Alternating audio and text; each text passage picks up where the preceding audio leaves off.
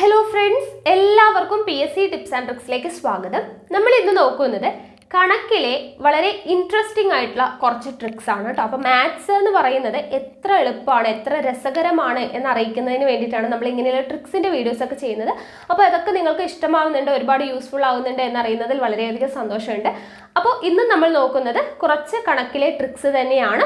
അപ്പോൾ എന്തായാലും നമുക്ക് വീഡിയോയിലോട്ട് കടക്കാം. അതിനു മുന്നേ നിങ്ങൾ ആദ്യമായിട്ടാണ് ചാനൽ കാണുന്നതെങ്കിൽ ഒന്ന് സബ്സ്ക്രൈബ് ചെയ്യുക. വീഡിയോ കണ്ട് ഇഷ്ടമായാൽ ഉറപ്പായും ലൈക്ക് ചെയ്യുക. മറ്റുള്ളവർക്കും കൂടെ ഈ വീഡിയോ ഉപകാരപ്പെടാനായിട്ട് ഒന്ന് ഷെയർ ചെയ്ത് സപ്പോർട്ട് ചെയ്യാം. അപ്പോൾ എന്തായാലും നമുക്ക് വീഡിയോയിലോട്ട് കടക്കാം.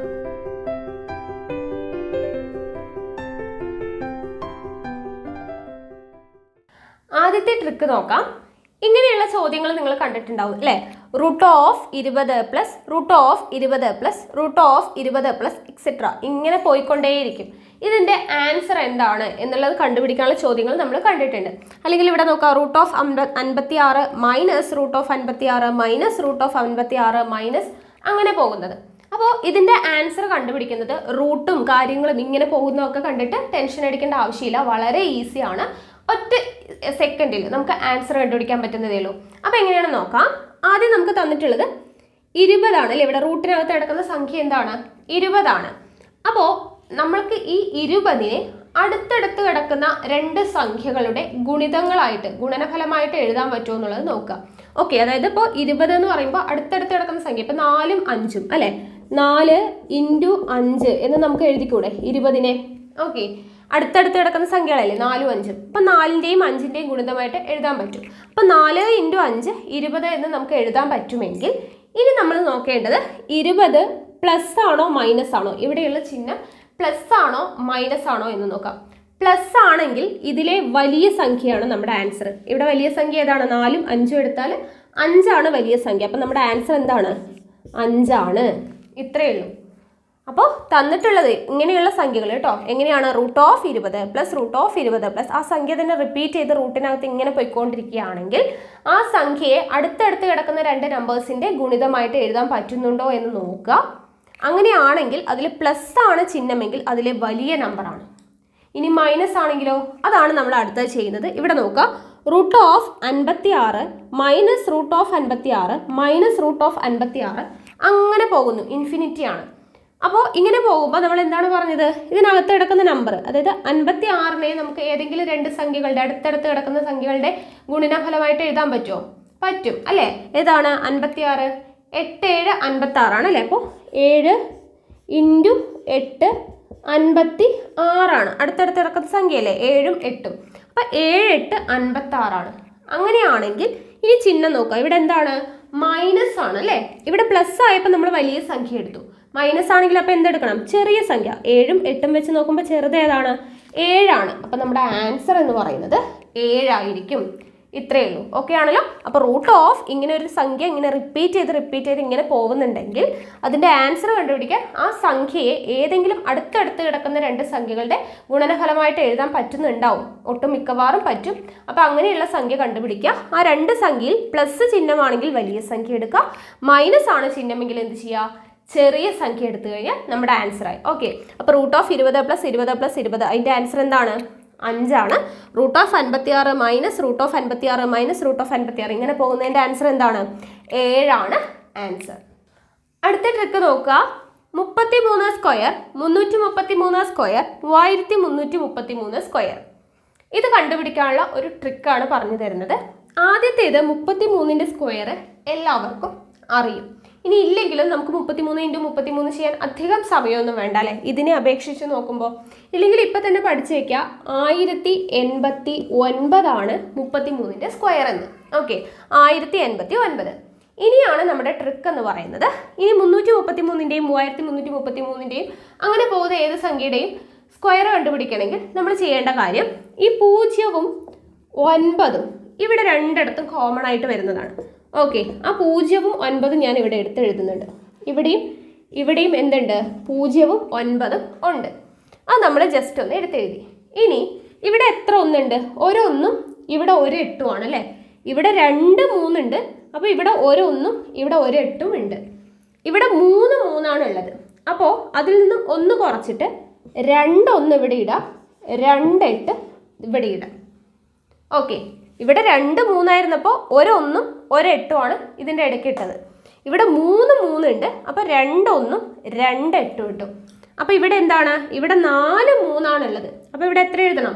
4ൽ നിന്ന് 1 കുറച്ചിട്ട് 3 അല്ലേ? അപ്പോൾ 3 1 ഇവിടെ ഇടുക, 3 8 ഇവിടെ ഇടാം. ആൻസറായി. വളരെ ഈസി അല്ലേ? എന്താണ് നമ്മൾ ചെയ്തത്? 33ൻ്റെ സ്ക്വയർ 1089 ആണ്. അതിൽ 0ഉം 9ഉം ഇതുപോലെ നമ്മൾ കോമൺ ആയിട്ട് ഗ്യാപ്പ് ഇട്ടിട്ട് എഴുതി വെച്ചു. ഇനി ഇവിടെ 33 എന്ന് പറയുമ്പോൾ 2 3 ആയതുകൊണ്ട് ഒരു 1 ഇവിടെ എഴുതി, ഒരു 8 ഇവിടെ എഴുതി. ഇവിടെ 3 3 ഉണ്ട്, അപ്പോൾ ഇവിടെ 2 1 ഇവിടെ എഴുതി, 2 8 ഇവിടെ എഴുതി. ഇവിടെ 4 3 ആണ്, അപ്പോൾ അതിൽ നിന്ന് 1 കുറച്ച് 3 1 ഇവിടെ ഇട്ടു, 3 8 ഇവിടെ ഇട്ടു. ഓക്കെ ആണല്ലോ? വളരെ ഈസി ആയിട്ട് നമ്മൾ കണ്ടുപിടിച്ചു അല്ലേ? അപ്പോൾ 33ൻ്റെ സ്ക്വയർ അറിഞ്ഞു കഴിഞ്ഞാൽ ഇതൊന്നും നമുക്ക് ഗുണിച്ച് നോക്കാതെ തന്നെ ഈസി ആയിട്ട് എഴുതാൻ പറ്റും. കിട്ടിയല്ലോ? ഇവിടെ നോക്കുക, പെർസെൻറ്റേജ് കാണാനുള്ള ട്രിക്കാണ് പറഞ്ഞു തരുന്നത്. അതായത് ഇപ്പോൾ നമുക്കൊരു സംഖ്യയുടെ പെർസെൻറ്റേജ് ചോദിച്ചാൽ, ഇപ്പോൾ 40ൻ്റെ 50% എത്ര, അല്ലെങ്കിൽ 40ൻ്റെ 10% എത്ര എന്നൊക്കെ ചോദിച്ചാൽ നമ്മൾ ഈസി ആയിട്ട് എഴുതും അല്ലേ? 10% ഒക്കെ ചോദിച്ചാൽ ഒരു സ്ഥാനം നീക്കി പോയിന്റ് ഇട്ടിട്ട് നമ്മൾ ഈസി ആയിട്ട് എഴുതും. ഇവിടെ എന്താണ് ചോദിച്ചിരിക്കുന്നത്? 50% ഓഫ് 40 ആണ് ചോദിച്ചിട്ടുള്ളത്. അതായത് 40% ആണ് ചോദിച്ചിട്ടുള്ളത്. 40%ൻ്റെ 50% എത്ര എന്നുള്ളതാണ് ചോദ്യം. അങ്ങനെ പെർസെൻറ്റേജ് കാണാൻ വേണ്ടി ചോദിച്ചാൽ ഈസി ആയിട്ടുള്ള ഒരു മെത്തേഡ് ഉണ്ട്, അത് നിങ്ങൾ യൂസ് ചെയ്യാം. എങ്ങനെയാണ്? 50% ഓഫ് 40% കാണണമെങ്കിൽ ഈ 50% എന്ന് പറയുമ്പോൾ 50/100 ആണ് അല്ലേ? ഇൻറ്റു 40% എന്ന് പറയുമ്പോൾ 40/100 ആണ്. ഓക്കെ, ഇത്രയേ ഉള്ളൂ. ഇത് ചെയ്തു കഴിഞ്ഞാൽ നമ്മുടെ ആൻസറായി. 50% ഓഫ് 40% എന്നാണെങ്കിൽ 50/100 ഇൻറ്റു 40/100 ചെയ്യാം. ക്യാൻസൽ ചെയ്ത് കഴിഞ്ഞാൽ നമ്മുടെ ആൻസറായി. എങ്ങനെ ക്യാൻസൽ ചെയ്യാം? 0 0 ക്യാൻസൽ ചെയ്തു, ഈ 0യും ക്യാൻസൽ ചെയ്തു. ബാക്കി എന്താ ഉള്ളത്? 5 × 4 20 ഡിവൈഡഡ് ബൈ, ഇവിടെ ഒരു 100 ഉണ്ട് അല്ലേ? അപ്പോൾ ആ 100 എഴുതി. 20നെ 100 കൊണ്ട് ഹരിക്കുക എന്ന് പറയുമ്പോൾ ഏതൊരു സംഖ്യയും 100 കൊണ്ട് ഹരിക്കുമ്പോൾ എന്ത് ചെയ്യണം? 2 സ്ഥാനം നീക്കി പോയിന്റ് ഇടണം അല്ലേ? അപ്പോൾ 20 ഇവിടെ ഉണ്ട്, 2 സ്ഥാനം നീക്കി പോയിന്റ് ഇടുക എന്ന് പറയുമ്പോൾ 1 2 2 സ്ഥാനം കഴിഞ്ഞ് പോയിന്റ് ഇടുമ്പോൾ 0.20 എന്ന് നമുക്ക് ആൻസർ കിട്ടും. ഓക്കെ ആണല്ലോ? ഇത്രയേ ഉള്ളൂ. അപ്പോൾ 50% ഓഫ് 40%, ഇങ്ങനെ പെർസെൻറ്റേജ് കാണുക എന്ന് പറയുമ്പോൾ ആ പെർസെൻറ്റേജിനെ എങ്ങനെ എഴുതുക? 50% എന്ന് പറയുമ്പോൾ 50/100 ഇൻറ്റു 40% എന്ന് പറയുമ്പോൾ 40/100. ഇങ്ങനെ ഇൻറ്റു ചെയ്തിട്ട് നമ്മൾ ക്യാൻസൽ ചെയ്ത് കഴിഞ്ഞു. നമ്മുടെ ആൻസർ എത്ര കിട്ടി? 0.20 എന്ന് കിട്ടി. ഓക്കെ ആണല്ലോ? അങ്ങനെയാണെങ്കിൽ നിങ്ങൾ കണ്ടുപിടിക്കുക 30% ഓഫ് 70% കേട്ടോ. 30% ഓഫ് 70% എത്രയാണ് എന്നുള്ളത് ജസ്റ്റ് ഒന്ന് നിങ്ങൾ കമൻറ്റ് ചെയ്യുക. നിങ്ങൾക്ക് ചെയ്തിട്ട് കിട്ടുന്നുണ്ടോ എന്നുള്ളത് ജസ്റ്റ് ഒന്ന് കമൻറ്റ് ചെയ്യുക കേട്ടോ. 30% ഓഫ് 70% ചെയ്തിട്ടൊന്ന് കമൻറ്റ് ചെയ്യാം. ഓക്കെ ആണല്ലോ? അടുത്ത ട്രിക്ക് നോക്കാം. ഇവിടെ നോക്കുക, 1 + 3/5, 1 + 4/7, 1 + 5/8. എന്താണ് പ്രത്യേകത? ഒരു ഭിന്നസംഖ്യയെ 1 കൊണ്ട് കൂട്ടുമ്പോൾ, നമ്മളിത് സാധാരണ രീതിയിൽ ചെയ്യുകയാണെങ്കിൽ എന്താണ് ചെയ്യുക? ഭിന്നസംഖ്യകൾ തമ്മിൽ കൂട്ടുമ്പോൾ 1 + 3/5 എന്ന് പറയുമ്പോൾ നമ്മൾ ഡിവൈഡഡ് ബൈ 1 ഇട്ട് കൊടുത്തിട്ട് നമ്മൾ ക്രോസ് മൾട്ടിപ്ലൈ ചെയ്യും. ഒരു 5 5 പ്ലസ് ഒരു 3 3 ഡിവൈഡഡ് ബൈ ഒരു 5 5 എന്ന് പറഞ്ഞിട്ട് ക്രോസ് മൾട്ടിപ്ലിക്കേഷൻ ഒക്കെ ചെയ്തിട്ടാണ് ചെയ്യുക അല്ലേ? അപ്പോൾ ആ മെത്തേഡ് നമുക്ക് വേണ്ട. നമുക്ക് 1 കൊണ്ട് ഏതൊരു ഭിന്നസംഖ്യയെയും കൂട്ടാനായിട്ട് വളരെ എളുപ്പത്തിലൊരു വഴിയുണ്ട്.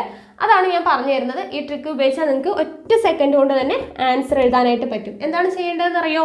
1 കൊണ്ട് ഏതൊരു ഭിന്നസംഖ്യയും കൂട്ടണമെങ്കിൽ എന്ത് ചെയ്യുക? ഈ ഭിന്നസംഖ്യയിലെ അതിലെ മുകളിലെയും താഴെയുള്ള നമ്പേഴ്സ് തമ്മിൽ കൂട്ടുക. എത്രയാണ്? 5ഉം 3ഉം കൂടെ കൂട്ടിയാൽ 8 ഡിവൈഡഡ് ബൈ താഴെയുള്ള നമ്പർ എത്രയാണ്? 5. ആ 5 അതുപോലെ എഴുതുക. ഓക്കെ ആണല്ലോ? അടുത്തത് നോക്കുക, 1 + 4/7. എന്ത് ചെയ്യണം? 1 കൊണ്ടൊരു ഭിന്നസംഖ്യയെ കൂട്ടാണ്. ഭിന്നസംഖ്യയുടെ മുകളിലെയും താഴെയും നമ്പർ തമ്മിൽ കൂട്ടുക. 7ഉം 4ഉം കൂടെ കൂട്ടിയാൽ 11. താഴെയുള്ള നമ്പർ അതുപോലെ എടുത്തെഴുതുക. കിട്ടിയല്ലോ? എളുപ്പമല്ലേ? അടുത്ത് നോക്കുക, 1 + 5/8. എന്ത് ചെയ്യണം? മുകളിലെയും താഴെയുള്ള നമ്പർ തമ്മിൽ കൂട്ടുക. 8ഉം 5ഉം കൂടെ കൂട്ടിയാൽ 13 ഡിവൈഡഡ് ബൈ താഴെയുള്ള നമ്പർ 8 അതുപോലെ എഴുതുക. വളരെ ഈസി അല്ലേ? അപ്പോൾ നമ്മൾ സാധാരണ രീതിയിൽ ഡിവൈഡഡ് ബൈ 1 ഒക്കെ ഇട്ടിട്ട് നമ്മൾ ക്രോസ് മൾട്ടിപ്ലിക്കേഷൻ ചെയ്യുമ്പോൾ കുറച്ച് സമയം എടുക്കും. നമുക്ക് ഈസി ആയിട്ട് ഒറ്റ നോട്ടത്തിൽ ആൻസർ എഴുതാനായിട്ട് പറ്റും. അപ്പോൾ 1 കൊണ്ട് ഏതൊരു ഭിന്നസംഖ്യയും കൂട്ടാനായിട്ട് നമ്മൾ എന്ത് ചെയ്യണം? താഴെയുള്ള മുകളിലുള്ള സംഖ്യകൾ തമ്മിൽ കൂട്ടി എഴുതുക, ഡിവൈഡഡ് ബൈ താഴെയുള്ള സംഖ്യ അതുപോലെ എഴുതാം. ഓക്കെ ആണല്ലോ. അപ്പോൾ 1+3/5 8/5, 1+4/7 11/7, 1+5/8 8 5 കൂടെ കൂട്ടി 13/8 എന്ന് നമുക്ക് കിട്ടി. ഓക്കെ, മനസ്സിലായാലോ? വളരെ എളുപ്പമല്ലേ? അടുത്തൊരു ട്രിക്ക് നോക്കാം. ഇവിടെ നോക്കുക, 3 അക്ക സംഖ്യ തമ്മിൽ ഗുണിക്കുന്നതാണ് എഴുതിയിട്ടുള്ളത് അല്ലേ. 349 × 758. അപ്പോൾ ഇത് ഒരു കോളം വരച്ചിട്ടുള്ള രീതിയാണ്. ഞാൻ മുന്നേ ഏതോ ഒരു വീഡിയോയിൽ ചെയ്തിട്ടുണ്ടെന്ന് തോന്നുന്നു. ഇനി കാണാത്തവരുണ്ടെങ്കിൽ അവർക്ക് വേണ്ടിയിട്ടാണ് പറയുന്നത്. ഇത് നമ്മൾ ചെയ്യാനായിട്ട് ഇവിടെ 3 അക്കം അല്ലേ. അപ്പം നമ്മൾ ആദ്യം ഒരു കോളം വരയ്ക്കുക. ഓക്കെ, ഒരു കോളം വരച്ചു. ഇങ്ങോട്ട് 3, ഇങ്ങോട്ട് 3, ഇങ്ങോട്ട് 3. ഓക്കെ, 3 ആയിട്ട് കോളം വരച്ചു. ഇനി എന്ത് ചെയ്യുക? ഈ സംഖ്യകൾ എഴുതാം. 349 ഇങ്ങോട്ട് എഴുതി, 758 2 സംഖ്യകളും അതുപോലെ എഴുതി. ഇനി എന്ത് ചെയ്യാന്നറിയോ? ഇനി നമ്മൾ ഇങ്ങനെ ലൈൻ ഇട്ട് കൊടുക്കാം. ഓക്കെ, അതായത് 2 അക്ക സംഖ്യ ആയിരിക്കുമല്ലോ നമുക്ക് ഗുണിക്കുമ്പോൾ കിട്ടുന്നതിന്. അതിനെ സ്പ്ലിറ്റ് ചെയ്ത് എഴുതാൻ വേണ്ടിയിട്ടാണ് നമ്മളിങ്ങനെ ലൈൻ വരച്ചു കൊടുക്കുന്നത്. ഓക്കെ, ലൈൻ വരച്ചു കൊടുത്തു. ഇനി എന്ത് ചെയ്യുക? ഇനി ഇത് നമ്മൾ ഗുണിക്കുക. അതായത് ഈ 3നെ ഈ എല്ലാ സംഖ്യകളും കൊണ്ട് ഗുണിക്കുക. അടുത്തത് 4നെ ഗുണിക്കുക ഓരോന്നായിട്ട് കേട്ടോ. അപ്പോൾ ആദ്യം 3 × 7 എത്രയാണ്? 21. ആ 21 ഈ കോളത്തിനകത്ത് ഇങ്ങനെ എഴുതുക. ഓക്കെ, അതിനാണ് നമ്മൾ സ്പ്ലിറ്റ് ചെയ്ത് വരച്ചത്. 21 എന്ന് എഴുതി. ഇനി 3നെ 5 കൊണ്ട് ഗുണിക്കുക. 3 × 5 എത്രയാണ്? 15. അതും എഴുതി. അടുത്തത് 3 × 8 എത്രയാണ്? 24. അതും എഴുതി. അടുത്തത് നോക്കാം, 4 കൊണ്ട് അടുത്തതിന് 3ൻ്റെ കഴിഞ്ഞു. ഇനി 4 കൊണ്ട് 7നെ ഗുണിക്കുമ്പോൾ 4 7 എത്രയാണ്? 28. അത് എഴുതി. 4 × 5 20 എഴുതി. 4 8 32. അതും എഴുതി. അടുത്തത് 4 കഴിഞ്ഞാൽ അടുത്തത് 9 ആണ്. 9 × 7 63. 9 × 5 45. 9 × 8 72. ഓക്കെ ആണല്ലോ. ഇത്രയും എഴുതി കഴിഞ്ഞാൽ ഇനി ഈസി ആയിട്ട് നമുക്ക് ഗുണിക്കുന്ന സമയമൊന്നും വേണ്ട, വേഗം കൂട്ടി എഴുതാം. എങ്ങനെയാണെന്നറിയോ? ആദ്യം കിടക്കുന്നത് എങ്ങനെയാണ് നമ്മൾ കൂട്ടേണ്ടത്? ഈ ഡയറക്ഷനിലാണ് കൂട്ടേണ്ടത്. അതായത് ഇങ്ങോട്ട് ഇവിടെ 2, ദെൻ ഇങ്ങനെ ഈ കോളത്തിലുള്ളത് അടുത്ത കോളത്തിലുള്ളത്, അങ്ങനെയാണ് ചെയ്യേണ്ടത്. അപ്പോൾ ആദ്യത്തെ ഈ 2 അതുപോലെ എഴുതി. അടുത്തത് ഇത് നമ്മൾ കൂട്ടുക. ഈ കോളം 5ഉം 7ഉം 12. 12ഉം 2ഉം എത്രയാണ്? 14 ആണ്. 14 എന്ന് വരുമ്പോൾ നമ്മൾ എന്ത് സാധാരണ പോലെ 4 എഴുതിയിട്ട് 1 ശിഷ്ടം എവിടെ വരും? അടുത്ത കോളത്തിൻ്റെ നേരിട്ട് വരും. ഇനി അതെല്ലാം കൂടെ കൂട്ടാം. 3ഉം 4ഉം 7, 7ഉം 3ഉം 10, 10ഉം 4ഉം 14, 14ഉം ഈ ഒരു ശിഷ്ടവും കൂടെ കൂട്ടണം 15. 15ൻ്റെ 5 എഴുതി. ബാലൻസ് 1 എവിടെ വരും? അടുത്ത കോളത്തിൻ്റെ നേരിട്ട് വരും. ഇനി അത് തമ്മിൽ കൂട്ടാം. 8ഉം 6ഉം 14, 14ഉം 2ഉം 16, 16ഉം 5ഉം 21, 21ഉം 2ഉം 23, 23ഉം 1 എത്രയാണ്? 24ന് 4, ബാലൻസ് 2 ഉണ്ട്. അത് അടുത്ത കോളത്തിൻ്റെ അടുത്ത് വരും. ഇനി 2ഉം 1ഉം 3, 3ഉം 1ഉം 4, 4ഉം ഈ 2 ശിഷ്ടവും കൂടെ കൂട്ടുമ്പോൾ 6. ബാക്കി എന്താണ് ഇവിടെ ഉള്ളത്? 2 അതുപോലെ എടുത്തെഴുതി. ഓക്കെ ആണല്ലോ. നമ്മുടെ ആൻസർ ആയി കഴിഞ്ഞു. ഇത്രയേ ഉള്ളൂ. അപ്പോൾ ഈ കോളം വരയ്ക്കുന്ന ഒരു സമയം മാത്രമാണ് വേണ്ടത്. നമുക്ക് ഗുണിച്ച് ഇത് തമ്മിൽ ഗുണിക്കുക. ഒറ്റ സംഖ്യ തമ്മിൽ ഗുണിക്കാൻ വലിയ പാടില്ല. പിന്നെ ഇങ്ങനെ കൂട്ടി എഴുതാനും പാടില്ല അല്ലേ. അപ്പോൾ ഈ 3 അക്ക സംഖ്യ തമ്മിൽ ഈ സൈഡിൽ എഴുതി ഗുണിക്കുന്നതിനേക്കാളും ഇങ്ങനെ കുറച്ച് പ്രോബ്ലംസ് ചെയ്ത് കഴിഞ്ഞാൽ നമുക്ക് ഈസി ആയിട്ട് സ്പീഡിൽ ചെയ്തെടുക്കാനായിട്ട് പറ്റും. ഓക്കെ, അപ്പോൾ ഇത് കണക്ക് വളരെ രസകരമായിട്ട് ചെയ്യാവുന്ന ഒരു കാര്യമാണ് എന്ന് കാണിക്കാൻ വേണ്ടി മാത്രമാണ് കേട്ടോ ഇങ്ങനെയുള്ള ട്രിക്സ് ഒക്കെ പറഞ്ഞു തരുന്നത്. അപ്പോൾ ഇങ്ങനെ കണക്ക് ഇങ്ങനെ ഈ രീതിയിലൊക്കെ പഠിച്ചെടുക്കാനായിട്ട് ഇൻട്രസ്റ്റ് ഉള്ളവർക്ക് ഓക്കെ നന്നായിട്ട് പഠിച്ചെടുക്കുക. അല്ലാത്തവർ ഇനി ഇതൊന്നും ഉപയോഗിക്കാൻ പറ്റില്ല എന്നുള്ളവരാണെങ്കിൽ ഇതൊന്നും പഠിക്കേണ്ട ആവശ്യമില്ല കേട്ടോ. ഞാൻ ജസ്റ്റ് ഒന്ന് പറഞ്ഞു എന്നേ ഉള്ളൂ. കണക്ക് ഇത്രയും രസകരമായിട്ട് പഠിക്കേണ്ട ഒരു കാര്യമാണ്.